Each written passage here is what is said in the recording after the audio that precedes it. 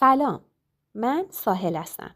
عاشق کتاب و گلدوزی و این صدای من از دل کتابی به نام مرگ ایوان ایلیچ نوشته لئو تولستوی هست. با من همراه باش. مرگ ایوان ایلیچ مثل مرگ همه مردم یه مرگ عادیه و این هنر تولستوی هستش که در این داستان عظمت و حقارت آدمی رو به قلم میاره. این حقارت و عظمت در نسبت با مرگ و در آینه اون ظاهر میشه.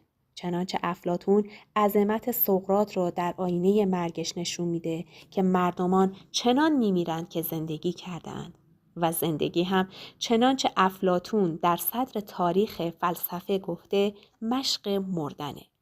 یعنی هر لحظه ای میمیریم و زنده میشیم تا اینکه امکان دم به دم شدن و در کار بودن ما به پایان میرسه.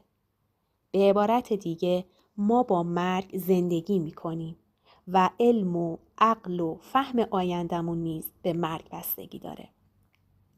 تولستوی توصیفش رو از این قاضی عالی رتبه یعنی ایوان ایلیچ با ذکر علایقش کامل میکنه.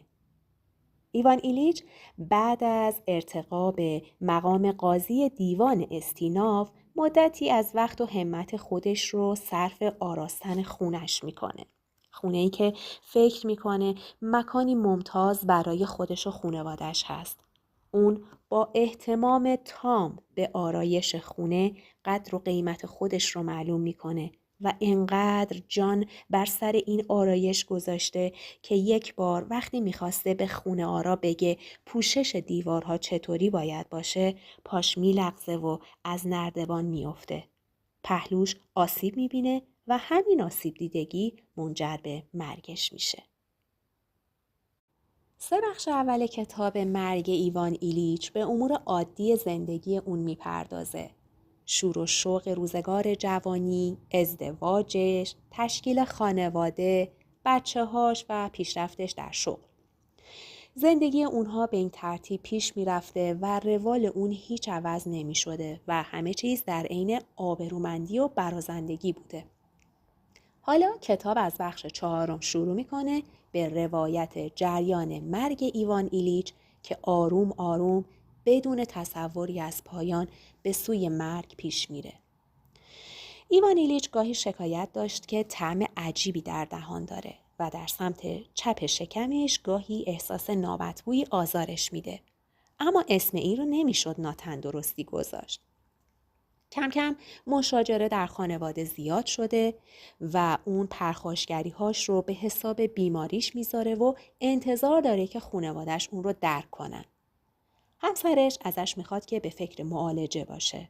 اون به پزشک مراجعه میکنه و شروع میکنه به خوردن دواها و اجرای دستورهای دکتر. دردش تسکین پیدا نمیکنه، اما با کوشش بسیار خودش رو مجبور میکنه که خیال کنه حالش بهتر شده و تا وقتی که چیزی نبود تا اسباب تنگ خلقیش بشه یا حالش رو به هم بزنه موفق میشد که خودش رو فریب بده. اما به محض به هم ریختگی شرایط فوراً بیماریش به بحران میکشید. حالا هر ناکامی کوچیکی در کارش اون رو از پا مینداخت و ناامیدش میکرد. با خودش میگفت حالم داشت خوب میشد، دواها داشت اثر میکرد که این مصیبت اتفاق افتاد. این دردسر لعنتی از راه رسید. به خشم میومد و به مسبب اونها دشنام میداد. مطالعه کتاب‌های پزشکی و رفتن نزد پزشکان هم حالش رو وخیم‌تر میکرد. حال امروز و دیروزش رو با هم مقایسه میکرد ولی تفاوت ناچیزی احساس میکرد. پزشکش رو عوض کرد و باز هم دیدار با این پزشک جدید حالش رو بدتر کرد. دیگه اعتقادش به معالجات گذشته و تمنای شفا از شمایل مقدس رو از دست داده بود. مریضی داره کم کم خودش رو نشون میده.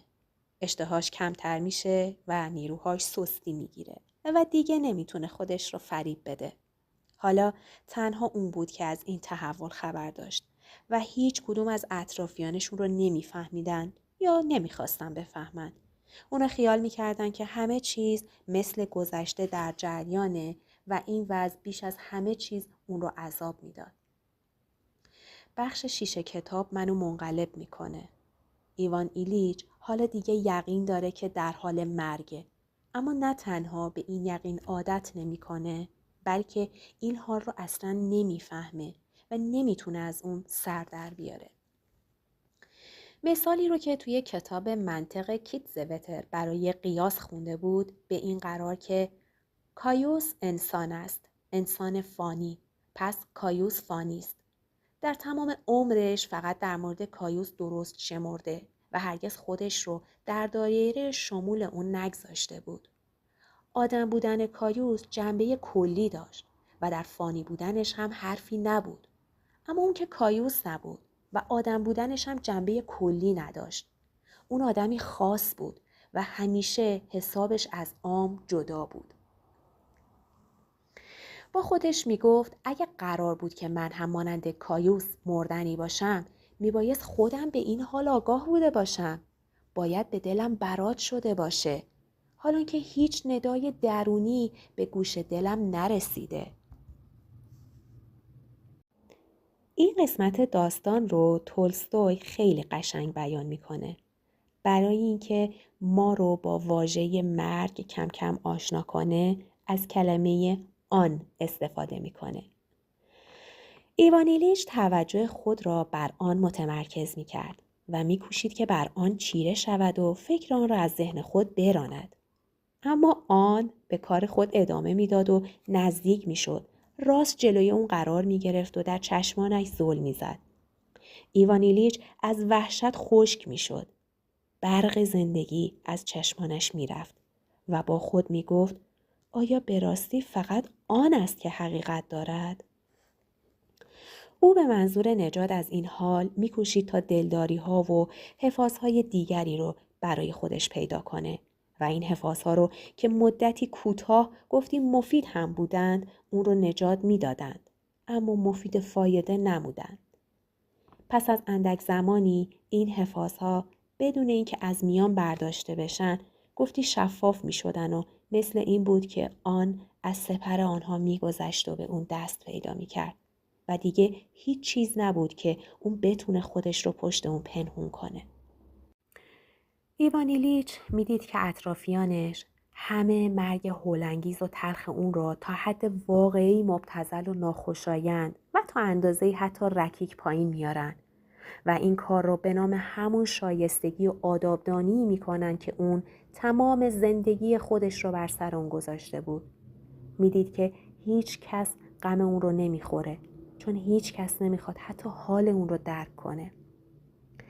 حالا انگار ذهن و جان ایوان ایلیچ پذیرای مرگ شده، ولی همچنان دودل و ناراحته. حالا با خودش صحبت میکنه. اینکه آخه چطور شد که به اینجا رسیدم؟ چرا؟ این ممکن نیست. چطور ممکنه که زندگی اینقدر پوچ و بی‌معنا و پلید باشه؟ حالا گیرم زندگی همینقدر نفرت آور و بی‌معناست. من چرا باید بمیرم؟ اون هم با این همه زجر رو تو این فلاکت؟ اینجا چیزی هست که من نمیفهمم. ناگهان این فکر از ذهنش گذشت که شاید من اونطور که شایسته بود زندگی نکردم. ولی آخه چرا؟ من که کارهام همه شایسته بود. و فوراً این یگانه جواب تمام معماهای زندگی و مرگ رو همچون خیالی موهوم و ناممکن از ذهن خودش دور کرد. حالا چی میخوای؟ میخوای زندگی کنی؟ چه جور زندگی؟ همونطور که توی دادگاه زندگی میکردی؟ مثل وقتی که مأمور اجرا اعلام میکرد جلسه دادگاه رسمی شده است. ایوان ایلیچ پیش خودش تکرار کرد جلسه دادگاه رسمی شده. دادرسی شروع میشه. دادگاه و رسیدگی به حسابها. با خشم فریاد زد ولی آخر من بیگناهم. برای چه؟ دیگه گریه نکرد و غلطی زد و رو به دیوار خوابید.